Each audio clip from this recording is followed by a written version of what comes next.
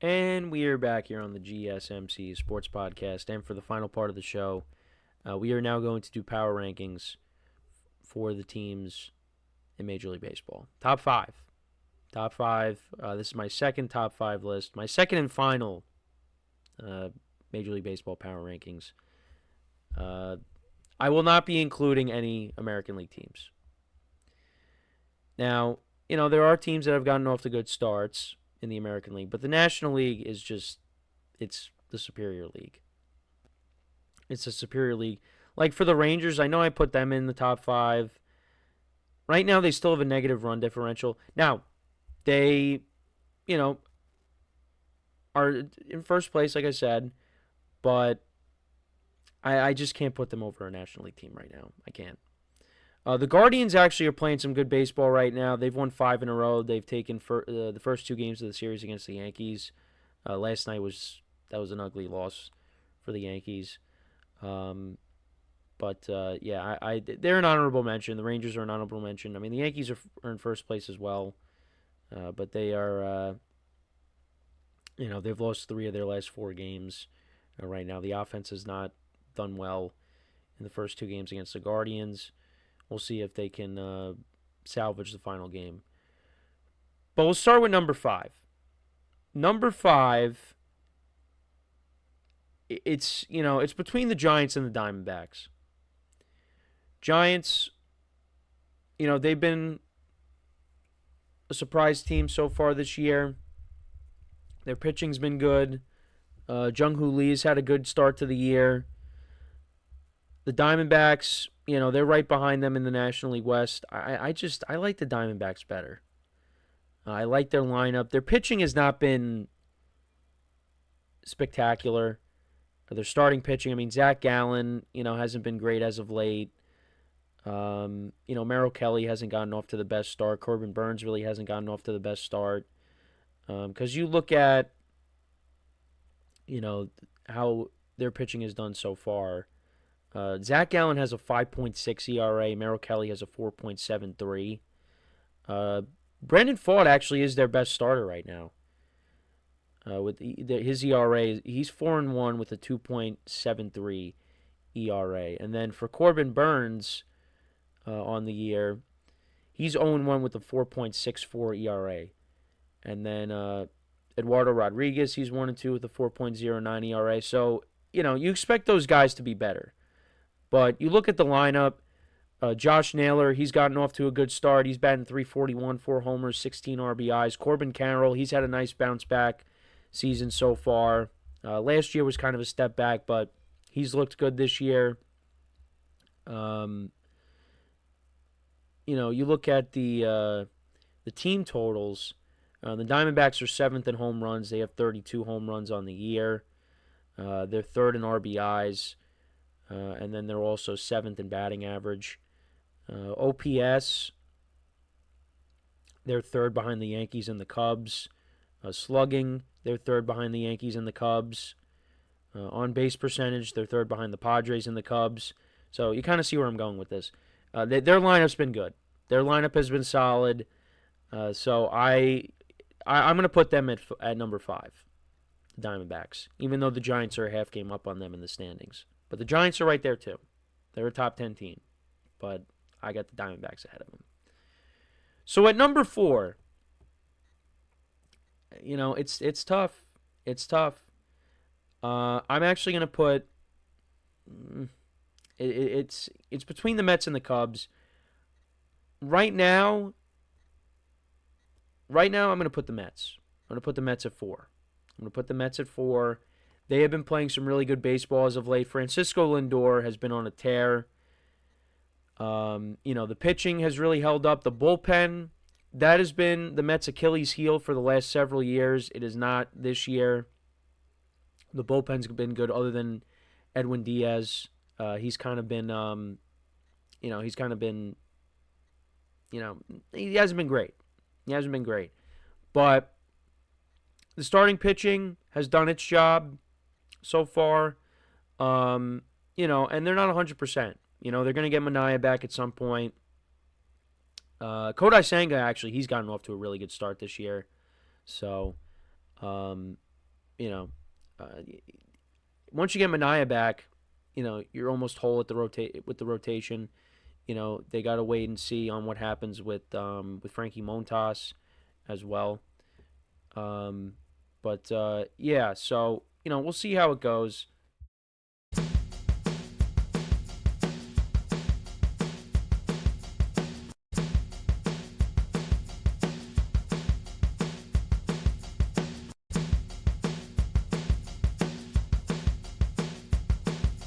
Sorry about that.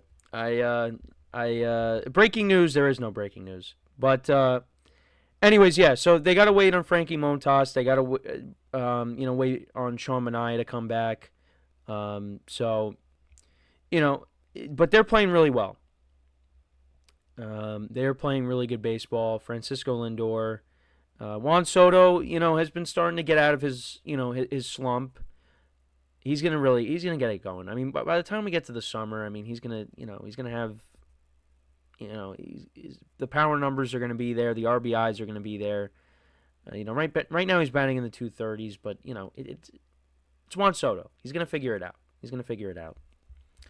I got a little choked, not really choked up, but I was in my bag, as the kids like to say, because Hunter Gaddis came into the game last night for the Guardians, and that was the pitcher that Juan Soto hit the 3-run home run off of to help propel the Yankees to the. It's the second time I've used propel, but help lift the Yankees to the 5-2 win and the clincher that they won the pennant and sent them to the World Series. And I was hoping for someone to be Juan Soto last night and hit a home run to propel the Yankees to a win, and that just didn't happen against Gaddis.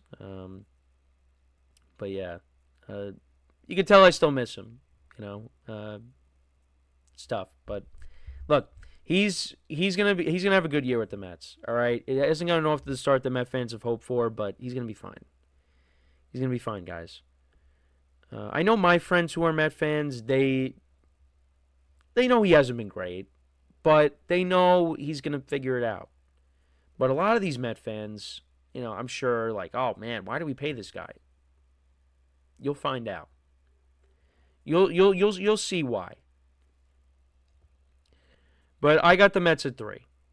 All right, Mets at 4. Sorry, the Cubs I have at 3. What a game last night between them and the Dodgers. What a roller coaster of a game. Back and forth. They were down going into the bottom of the 9th inning, 10-9. And I saw Tanner Scott was in it, and I have Tanner Scott on one of my fantasy teams. So I'm like, all right, he's going to get the save. There were 2 outs. Sure enough, I put the game on my phone. I have the MLB TV subscription. And Miguel Amaya is up, and he hits a home run. The second I put on the game, Tanner Scott gives up a home run to Amaya, and the Cubs tie the game. And I'm like, you got to be kidding me. And then the Cubs ultimately won in extra innings. They won in the bottom of the 10th. And, they knocked off the Dodgers. The Cubs offense, I mean, I talked about the Diamondbacks stats. They're behind the Cubs in, like, several different categories. The top 3 is, like, the Cubs, Diamondbacks, and the Yankees. Now, the Yankees stats are kind of inflated because of that start they got off to against the Brewers. But this Cubs lineup is hitting. Kyle Tucker right now, he's an MVP candidate in the National League. He's batting .320. He's got an 1,000 OPS, 7 home runs, 25 RBIs. He's in for a big payday. Carson Kelly, who they brought over, he's gotten off to a good start this year.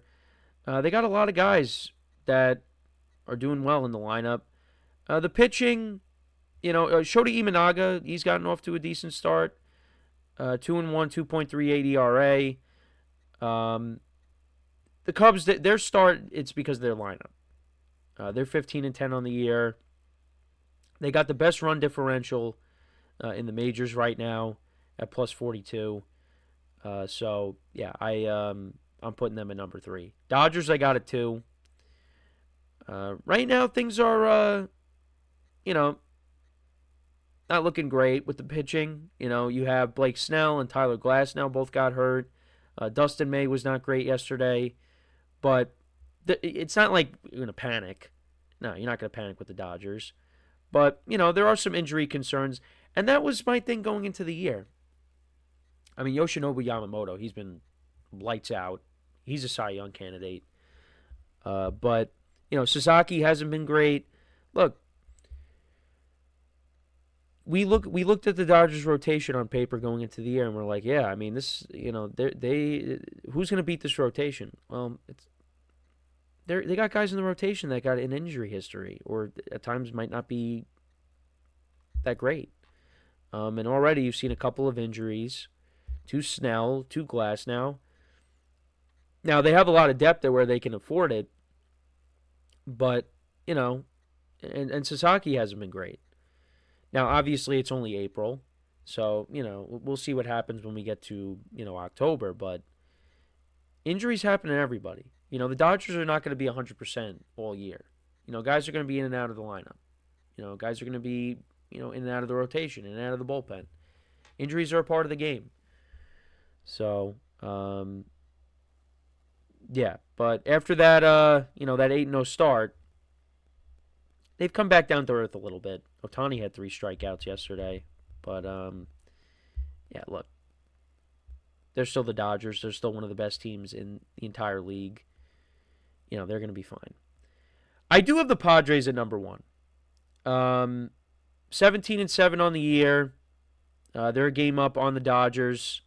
They are actually tied with the Mets for the best record in baseball.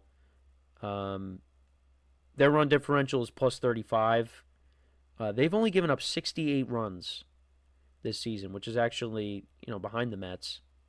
The Mets have given up 66 runs. They've scored 101. The Padres have scored 103.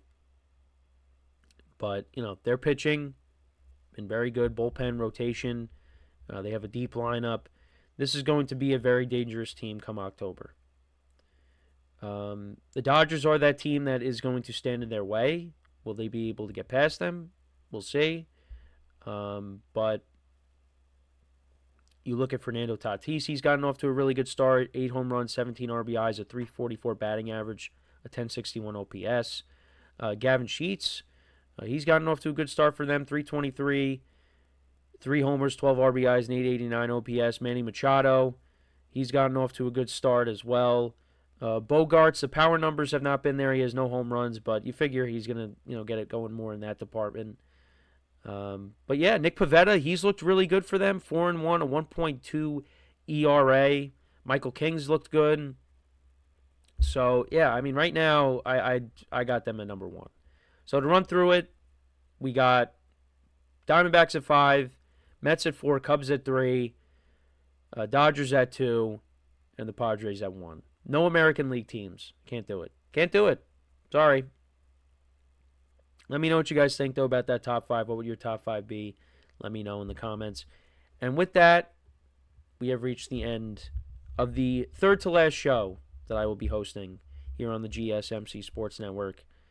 When we speak again tomorrow, it's draft night, so we will talk about that. Heavily focused show on the draft for the next 2 days as we near the end here. Obviously, we will talk about the NBA playoffs as well. That's really going to be what these next couple of shows are going to be. But obviously, with the draft coming up, Friday's going to be all draft reactions, and trying to see if I could do a one last ranking, or not really a ranking, but kind of just like a review. Years in review. We'll discuss more of that on Friday. But yeah, this is we've reached the end of the third to last show. I hope you guys enjoyed it. Appreciate you guys tuning in. Make sure to check out all the other shows on the network. Like, comment, and subscribe. And wherever you get your podcast, if you're on the go, you can listen to us on there. And yeah, so that is it. Again, appreciate you guys tuning in. As always, I'm your host, Kenneth Grunfelder, signing off from the GSMC Sports Podcast, brought to you by the GSMC Sports Network. Have a good day, and I'll talk to you guys tomorrow. Take care.